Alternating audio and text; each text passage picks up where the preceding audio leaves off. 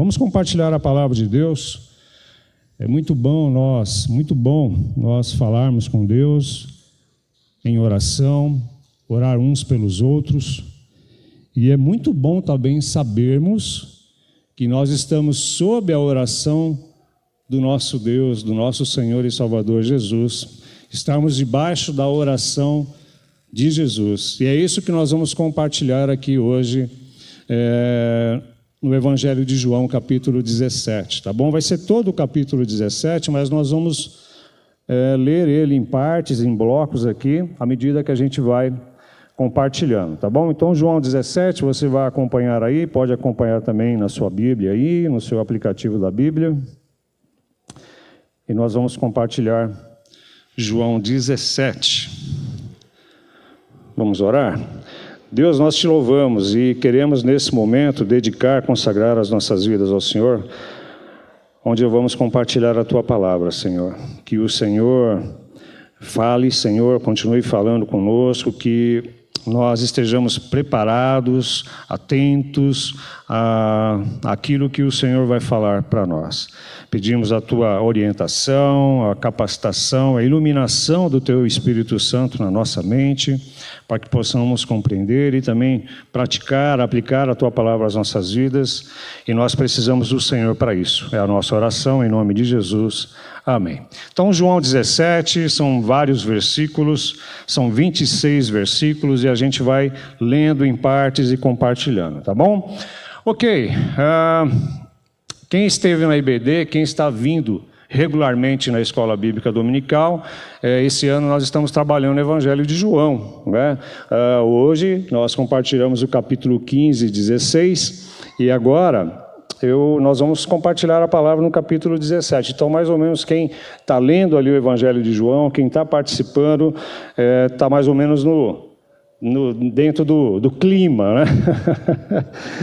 Hoje nós falamos sobre Jesus, a videira verdadeira, no capítulo 15, a necessidade de permanecermos no Senhor para que possamos dar fruto para a expansão do reino de Deus, frutos que glorifiquem a Deus, fruto que edifica a igreja, fruto que aproxime as pessoas do Senhor através das nossas vidas, e também o capítulo 16, sobre o ministério do Espírito Santo na vida dos cristãos, né?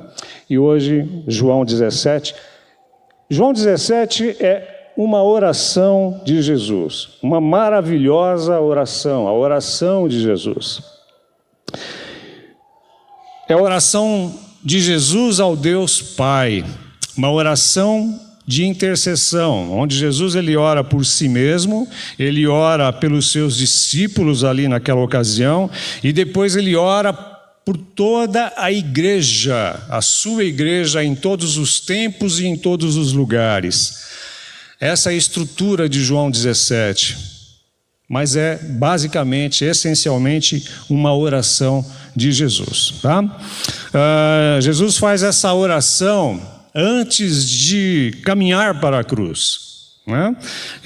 Jesus, na sequência, depois da sua oração sacerdotal no capítulo 17, ele seria preso, ele seria condenado, ele seria crucificado. E nesta oração, é como se fosse uma oração de despedida de Jesus, né? Ele deixa esse privilégio para nós de termos acesso a essa conversa íntima, mais essa conversa íntima de Jesus com Deus Pai, né?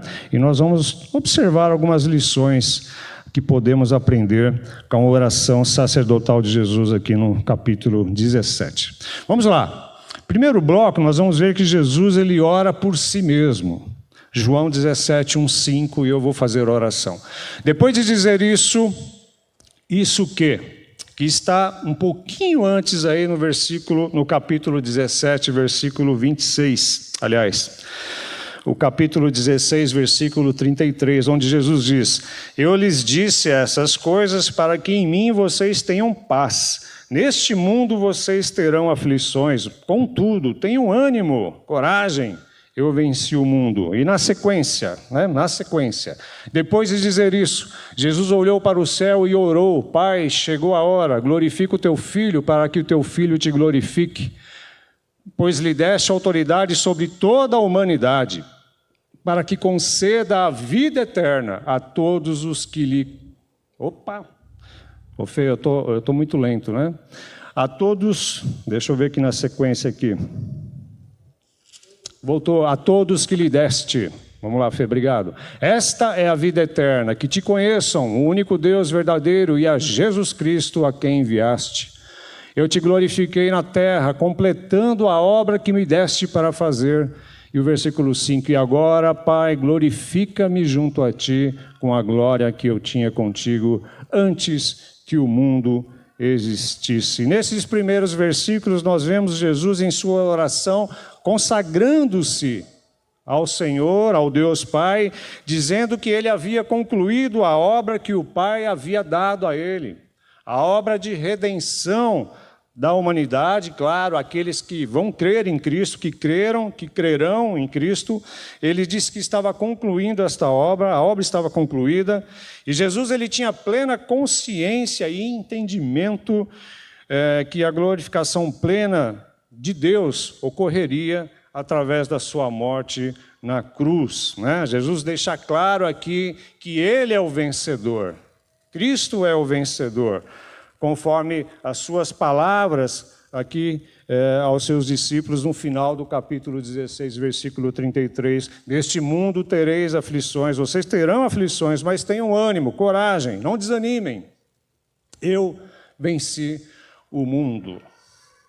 É uma oração onde Jesus diz que ele é o vencedor. Ele concluiu a obra que Deus Pai deu a ele para realizar na cruz. Essa não é uma oração do Jesus derrotado, não é uma oração do Jesus vítima, não. É a oração do Jesus vencedor. É a oração do rei que caminha para o trono. Jesus vai para a cruz? Sim.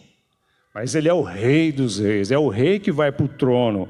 E é na cruz que Cristo cumpre o plano de Deus da nossa redenção. É lá na cruz que isso acontece. A nossa redenção acontece na cruz pela fé nele, em Cristo. É na cruz que Jesus esmaga a cabeça da serpente, ou seja, a cabeça de Satanás. É lá na cruz. É na cruz que Jesus revela ao mundo o incomparável amor de Deus Pai. É lá na cruz que Jesus faz isso. Jesus é o vencedor. E Jesus deixa claro que a essência da salvação, a essência da vida eterna, que é uma vida com qualidade, que começa aqui agora pela fé nele, e é uma qualidade de vida eterna que se concluirá na nossa glorificação, no futuro próximo. Ele diz que a essência da vida eterna, da nossa salvação, é conhecer a Deus e conhecer a Ele mesmo, a Jesus Cristo. É o próprio Senhor Jesus quem revela o Deus verdadeiro. Quando a gente lê assim, conhecer a Deus e a Jesus Cristo, a quem enviaste, né, a impressão que dá é que Jesus está fazendo uma adição, conhecer a Deus e eu também. Mas Deus e Jesus são um. Jesus é Deus. É a mesma natureza, a essência de Deus. Jesus é Deus. É Jesus quem nos revela o Pai, é Jesus quem nos mostra o Deus vivo e verdadeiro. Isso é maravilhoso, até porque a Bíblia diz que Deus é Espírito, mas Jesus Cristo torna Deus conhecido. É em Jesus que nós encontramos e conhecemos o Deus vivo. É Jesus, somente Jesus, que nos reconcilia com o Pai. Queridos, essa oração foi feita antes da agonia, antes da angústia do Getsêmani. Já na sequência, depois dessa oração do capítulo 17, Jesus vai até o jardim do Getsêmani. E poucas horas depois, nós temos a paixão de Cristo, nós temos a caminhada de Jesus, o percurso de Jesus até a cruz. E a gente aprende com isso, esses versículos de 1 a 5, que a prioridade máxima de Jesus, enquanto ele esteve aqui na terra, era fazer a vontade de Deus. Essa era a prioridade máxima de Jesus. era fazer a vontade de Deus. A prioridade máxima de Jesus era a glória do Deus Pai, era tornar Deus conhecido, era realizar, concluir a obra redentora que Deus lhe havia proposto. Portanto, queridos, sempre, sempre nas nossas orações, que nossas orações, quando nós formos orar, falar com o Pai, que as nossas orações contenham sempre louvor, que as nossas orações contenham sempre exaltação, elevar o nome do Senhor, dizer o quanto Ele é grande, bendito, maravilhoso. Que as nossas orações contenham sempre gratidão a Deus, por Ele ter enviado Jesus Cristo para nos reconciliar com Deus Pai.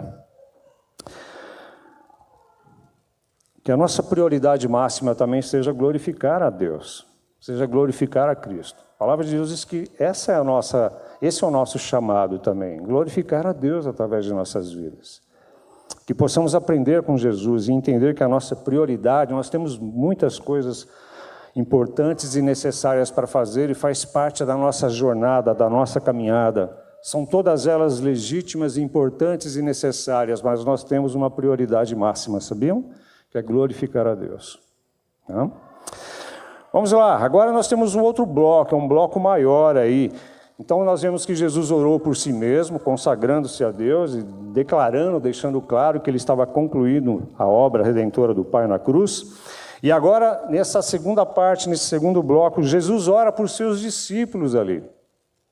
E é claro que, numa aplicação também, nós podemos extrair lições daí também para as nossas vidas. Mas Jesus está orando pelos seus discípulos naquela ocasião, né? E nós podemos também aplicar muitas coisas aqui para as nossas vidas, porque somos seguidores de Cristo, somos discípulos de Jesus também, né? Vamos lá, eu vou ler versículos 6 até o 8 primeiro, tá bom? Eu revelei teu nome àqueles que do mundo me deste. Eles eram teus, tu os deste a mim, e eles têm obedecido a tua palavra. Agora eles sabem que tudo o que me deste vem de ti.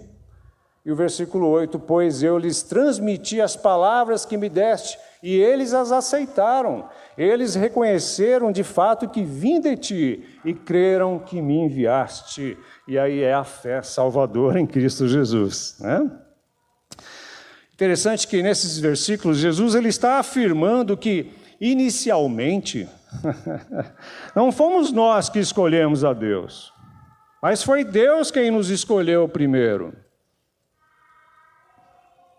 É claro que depois nós tomamos uma decisão após conhecermos a Deus em Cristo Jesus, conhecermos a palavra de Deus, e aí nós fomos convidados, desafiados, constrangidos a tomar uma decisão, a fazer uma escolha por Cristo ou não.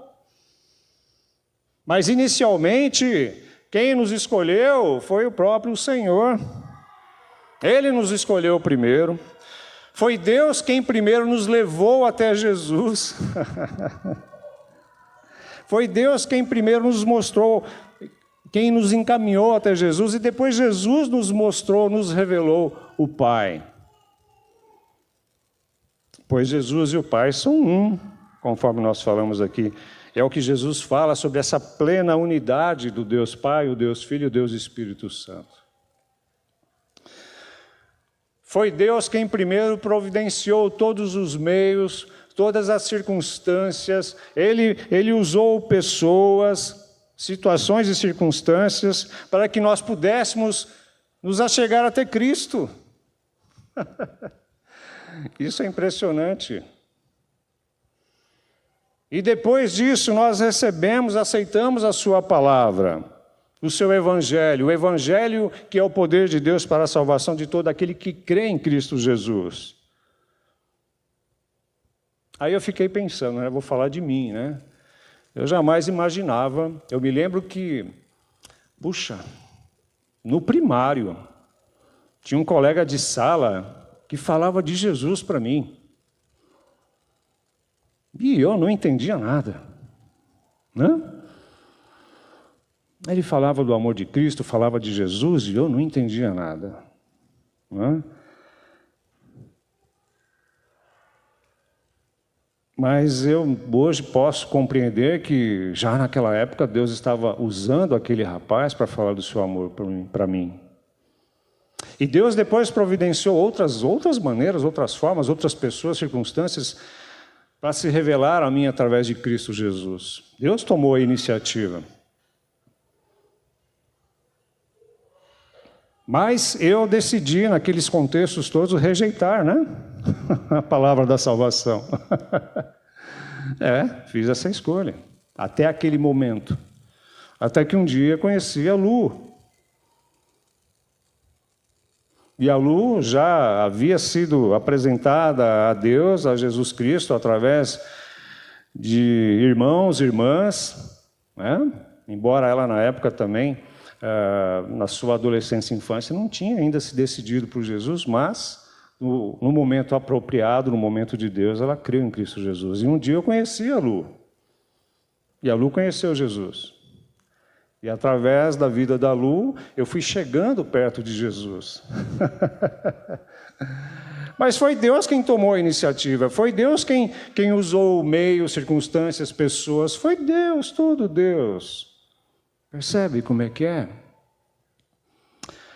E a gente vê aqui a soberania de Deus e a responsabilidade humana na salvação em Cristo Jesus, elas se complementam. Deus toma a iniciativa de se revelar através de Jesus e sua palavra. E nós, e os seus discípulos aqui em questão, e nós hoje, aceitamos essa palavra, aceitamos a sua palavra, recebemos ela em nossas vidas e temos procurado obedecê-la. Portanto, a segurança da nossa salvação está assegurada na escolha de Deus e na obra perfeita de Cristo. E claro, através da nossa aceitação de Cristo e sua palavra, através da nossa fé em Cristo e na sua palavra. E nos versos 9 até o 16, a gente vê Jesus orando, pedindo pelo cuidado de Deus na vida dos seus discípulos. Vamos lá, até o 16 a gente vai agora. Eu rogo por eles, não estou rogando pelo mundo, mas por aqueles que me deste, pois são teus. Tudo o que tenho é teu, Senhor, e tudo o que tens é meu. Maravilhoso isso, né? E eu tenho sido glorificado por meio deles. Não ficarei mais no mundo, mas eles ainda estão no mundo, e eu vou para ti.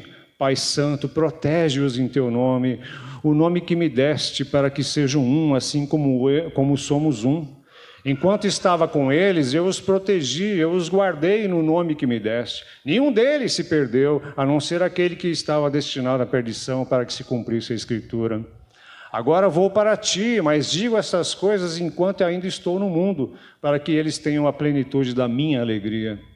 Dei-lhes a tua palavra e o mundo os odiou, pois eles não são do mundo como eu também não sou.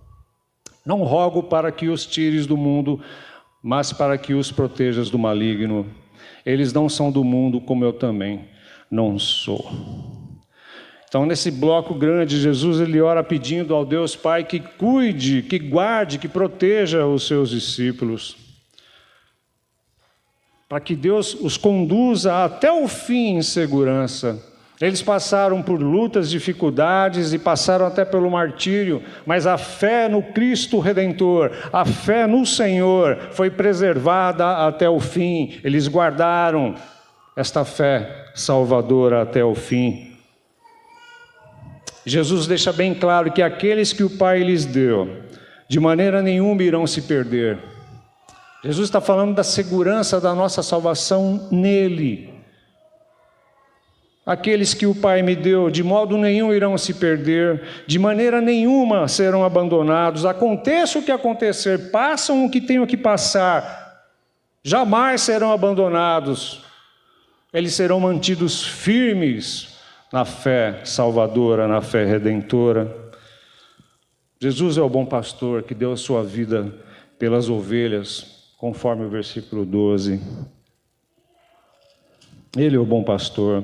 Enquanto eles estava com eles, eu os protegi, eu os guardei no nome que me deste. Nenhum deles se perdeu, a não ser aquele que já estava destinado. Jesus se refere a Judas Iscariotes aqui. enquanto Jesus esteve aqui nessa terra com os seus discípulos, Jesus orou por eles, muitas vezes. Jesus intercedeu por eles nas mais diversas dificuldades. Lembram lá da tempestade, daquela terrível tempestade, onde tudo já estava indo para o beleléu, né? O barco ia afundar, tal, mas Jesus estava no barco. Jesus ali intercedeu pelos seus discípulos, Jesus ali os salvou. Jesus também orou, intercedeu e os protegeu do sistema, do mundo, conforme o versículo 11 e o versículo 14. Eu não ficarei mais no mundo, mas eles ainda estão no mundo. Eu vou para ti. Pai Santo, proteja-os, cuide deles. Ajude-os, livre-os de toda essa maldade. Mantenha-os firmes no Senhor, Pai. E o versículo 14 também. Dê-lhes a tua palavra, e o mundo os odiou.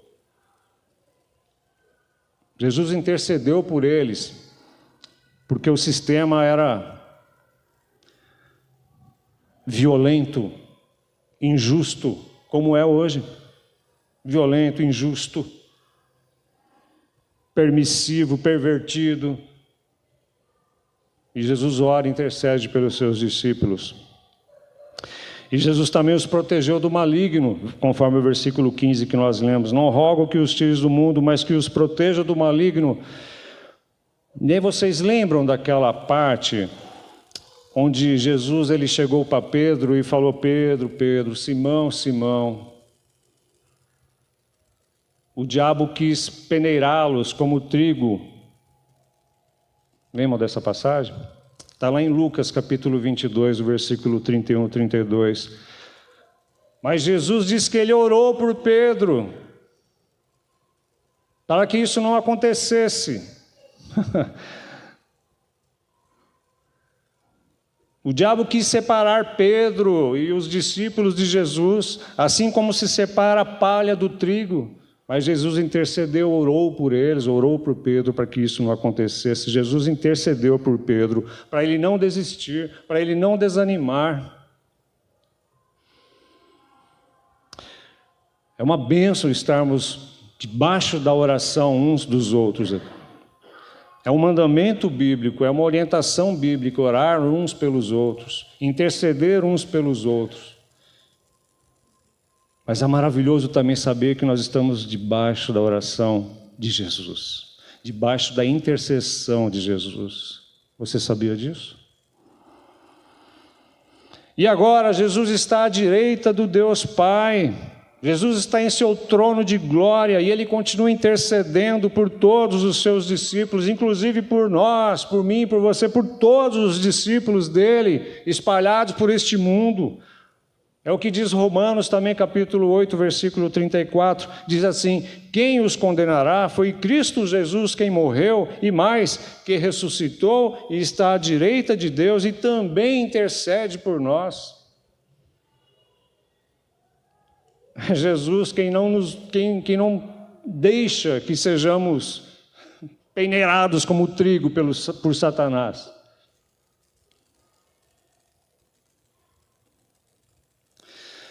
E também lá em Hebreus, capítulo 7, versículo 25, a palavra de Deus diz que essa oração intercessória é constante de Jesus por nós. Olha só, portanto, Ele quem? Jesus. Portanto, Ele é capaz de salvar definitivamente aqueles que por meio dEle aproximam-se de Deus, pois vive sempre para interceder por eles.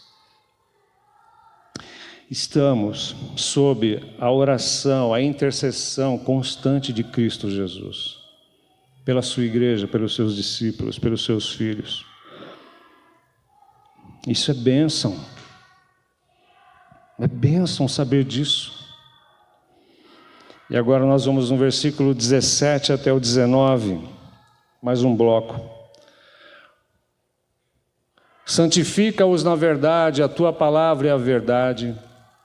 Assim como me enviaste ao mundo, eu os enviei ao mundo.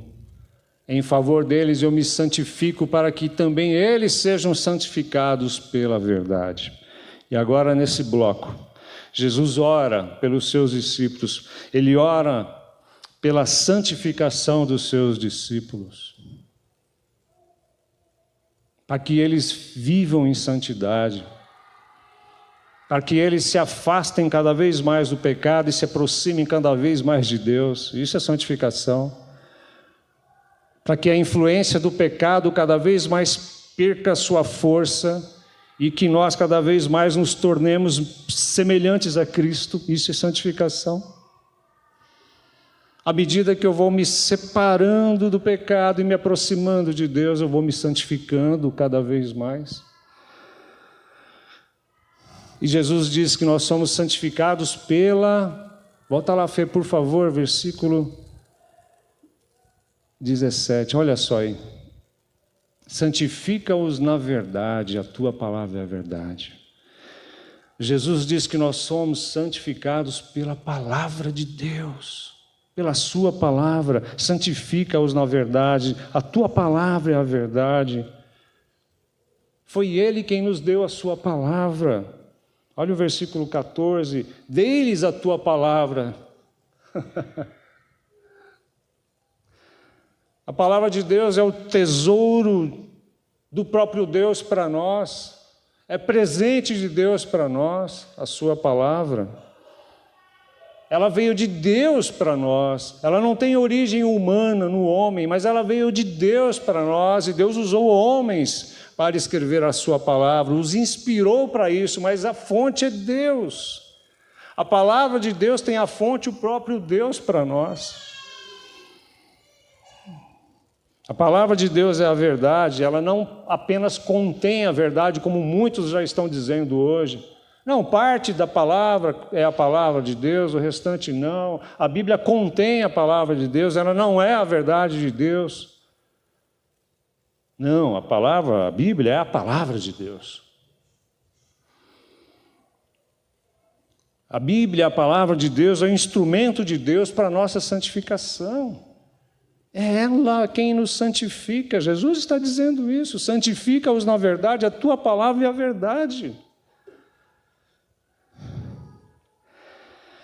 Sem o conhecimento da palavra de Deus, sem o conhecimento da palavra, não há crescimento espiritual, queridos. Sem o conhecimento da palavra de Deus, sem o nosso envolvimento com a palavra de Deus, sem o estudo da palavra de Deus, sem nos maravilharmos com a palavra de Deus, sem sermos confrontados pela palavra de Deus, não há crescimento espiritual, não há santificação.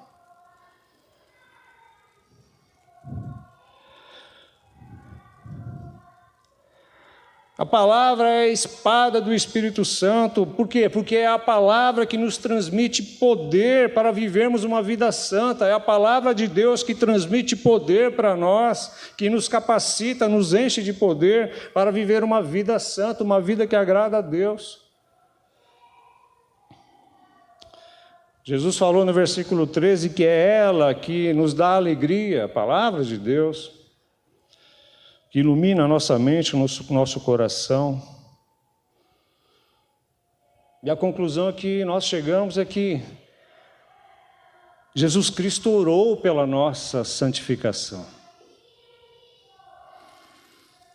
E se Jesus Cristo orou pela nossa santificação, nós devemos levar isso muito a sério. Nós devemos levar isso muito a sério e devemos nos empenhar, nos dedicar para nos santificar pela palavra. Sejam santos porque eu sou santo, Deus falou.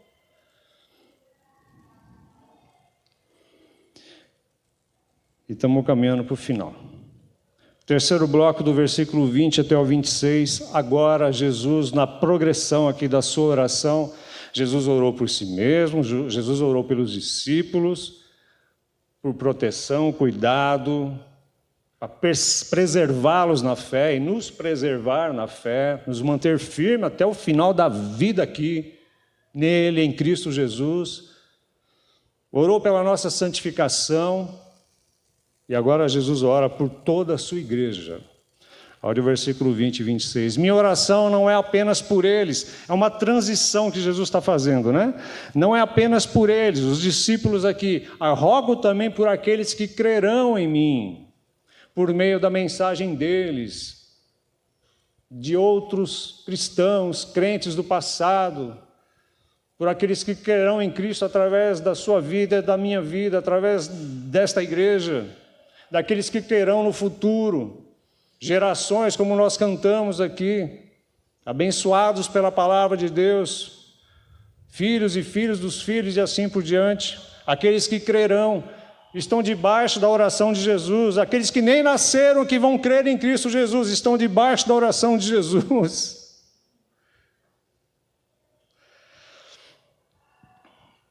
Para que todos sejam um, Pai, como Tu estás em mim e eu em Ti, que eles também estejam em nós, para que o mundo creia que Tu me enviaste. Olha como é sério, depois a gente vai falar um pouquinho. Dê-lhes a glória que me deste, para que eles sejam um, assim como nós somos um. De novo, unidade, né? Eu neles e Tu em mim, que eles sejam levados à plena unidade, para que o mundo saiba que Tu me enviaste e os amaste como igualmente me amaste. Pai, quero que os que me deste estejam comigo onde eu estou e vejam a glória que me deste, porque me amaste antes da fundação, antes da criação do mundo. Pai justo, embora o mundo não te conheça, eu te conheço, e estes sabem que me enviaste. Eu os fiz conhecer o teu nome e continuarei a fazê-lo, a fim de que o amor que tens por mim esteja neles e eu neles esteja. Jesus ora por sua igreja. Como nós falamos, esse versículo 20 é uma transição da oração de Jesus por seus discípulos para a oração, pela sua oração por toda a igreja. Antes ele orou pelos seus discípulos e, claro, nós extraímos lições para nós hoje. E agora ele ora por toda a igreja, em todos os lugares, em todos os tempos. E em especial ele ora pela unidade da igreja. Conforme os versículos 21, 22 e 23, eu vou ler para vocês. Para que todos sejam um, Pai, como Tu estás em mim e eu em Ti, que eles também estejam em nós.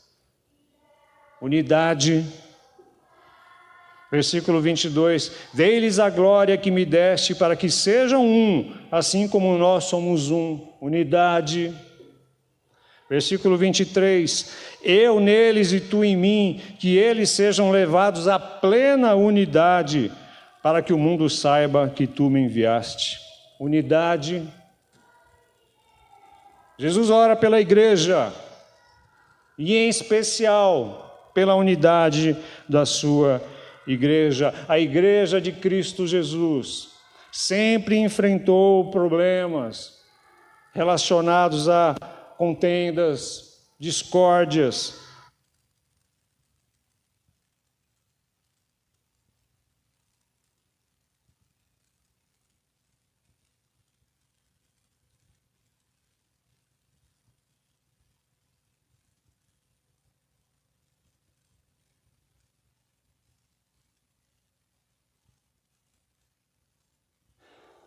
É o meu? Não. A igreja sempre teve que lidar com essas questões. Paulo também tratou disso lá na primeira carta dele aos Coríntios, especialmente no capítulo 3. Paulo teve que trabalhar isso com os irmãos lá na igreja em Corinto, sobre divisões na igreja. Lembram dessa passagem? Lembram lá, eu sou de Paulo, Apolo, de Jesus, aquelas divisões? Queridos, a triste realidade é que as divisões, a falta de unidade da igreja tem enfraquecido a igreja no seu testemunho de Cristo.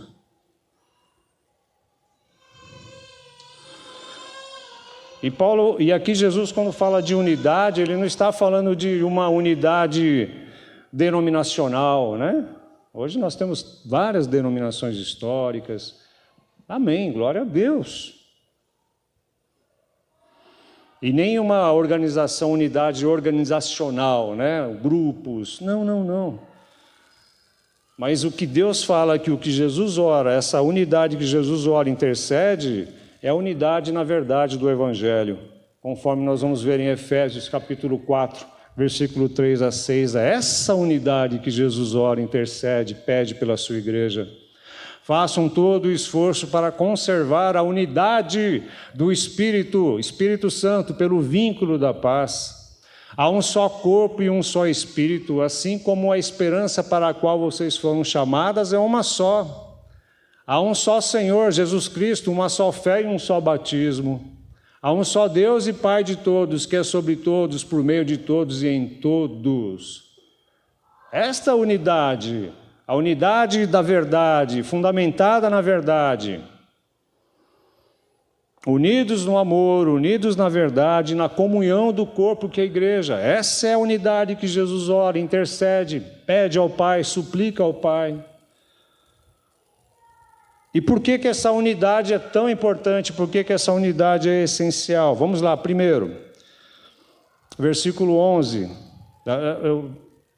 Eu vou ler o versículo 11, mas na verdade está lá nos versículos 20, 21, 22, 23 que a gente já leu. Mas o versículo 11 também Jesus fala isso. Não ficarei mais no mundo, mas eles ainda estão no mundo. E eu vou para ti. Pai Santo, protejam em teu nome, o nome que me deste, para que sejam um assim como somos um. Jesus fala de novo de unidade. E por que essa unidade é essencial, fundamental para a igreja? Primeiro, porque Jesus orou por ela. Ela é tão essencial para a igreja porque Cristo orou por ela, a tal ponto de Jesus orar por ela, por essa unidade da igreja. A unidade da igreja é o desejo de Cristo para ela, é o alvo de Jesus para ela, a unidade, é a vontade de Deus para ela, a unidade. E ela tem a origem na unidade do Pai, do Filho e do Espírito Santo. Por isso que Jesus fala, eu sou um, o Senhor está em mim, eu estou no Senhor e eles estão em mim, estão em nós. Essa unidade, ela tem como fonte, a origem, a unidade do Deus Pai, do Deus Filho e Deus Espírito Santo.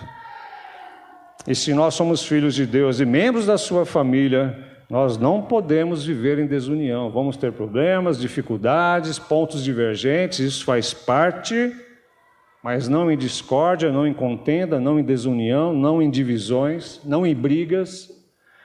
Fala sério, nesse período eleitoral, quantas brigas a gente viu, quantas discórdias e contendas a gente viu no meio das igrejas, quantas divisões. Eu sou de A, eu sou de B. Esse momento, esse período trouxe a fragilidade da unidade da igreja. Essas questões foram suficientes para dividir, para criar racha, contenda, discórdia no meio da igreja. Isso expõe esta fragilidade da unidade. Vamos lá, e por que a unidade é essencial? Primeiro, porque Jesus orou por ela. Segundo, por causa da missão da igreja no mundo. A unidade da igreja é fundamental, é essencial para que a igreja de Cristo, nós, cumpramos o ID de Jesus, cumpramos a nossa missão. Versículo 21 e 23 diz assim: para que todos sejam um, Pai, como tu estás em mim e eu em ti, que eles também estejam em nós. Olha só a missão, para que o mundo creia que tu me enviaste. A unidade da igreja é fundamental para o cumprimento da sua missão. Vamos lá. Dê-lhes a glória que me deste, para que eles sejam um, assim como nós somos um. Eu neles e tu em mim, que eles sejam levados à plena unidade, para que o mundo saiba que tu me enviaste. Missão da igreja, necessidade da unidade, para que a igreja cumpra a sua missão. Queridos, o mundo está perdido. E este mundo perdido, ele é capaz de ver Deus através de nós, através de você, através da igreja. Se o mundo enxergar em nós, na igreja, amor, harmonia, compaixão, misericórdia, crerá no amor de Deus, crerá que Deus é amoroso, misericordioso, compassivo. Mas se o mundo enxergar na igreja, em nós, contendas, divisões, brigas, discórdias, sabe o que vai acontecer? O mundo vai rejeitar a Cristo, vai rejeitar a mensagem do Evangelho, que é por nós pregada, mas não é vivida.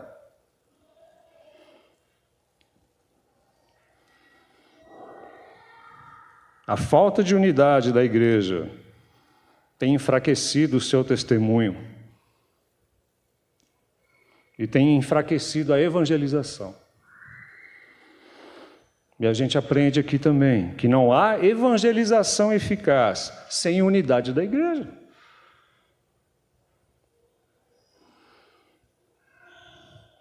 A igreja perde autoridade, a igreja perde credibilidade, porque não tem unidade.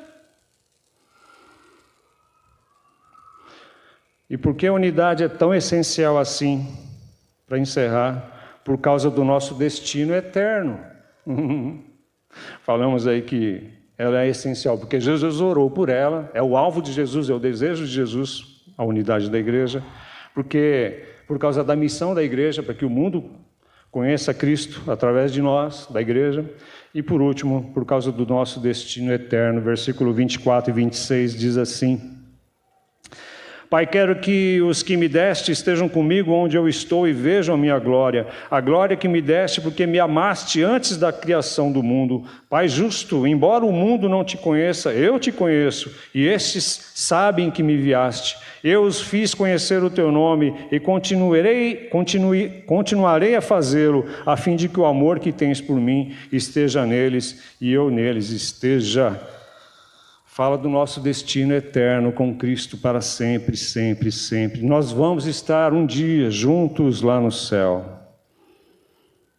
Vamos juntos morar para toda a eternidade, juntos no céu.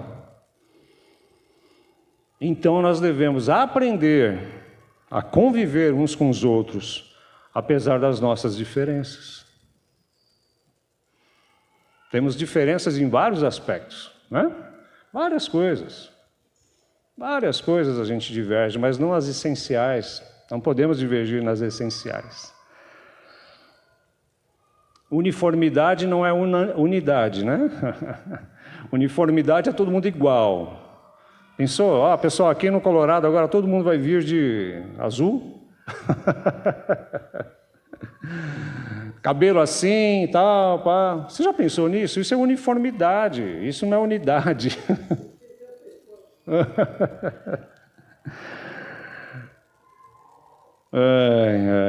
São diferenças que a gente tem que aprender a lidar.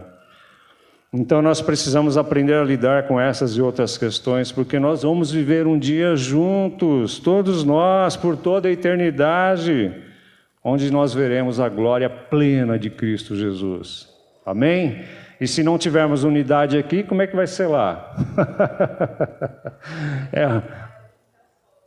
Pois é, vai ter um céu só lá, queridos, não vai ter um céu picadinho para cada... né? Como a gente precisa aprender, né? Eu preciso aprender. Vamos lá, finalizando. Que privilégio sermos alvos da oração de Jesus. Que privilégio sermos alvos da oração de Cristo Jesus. E a sua oração no capítulo 17 é cheia de conforto, consolo, encorajamento, afeto e esperança. Amém?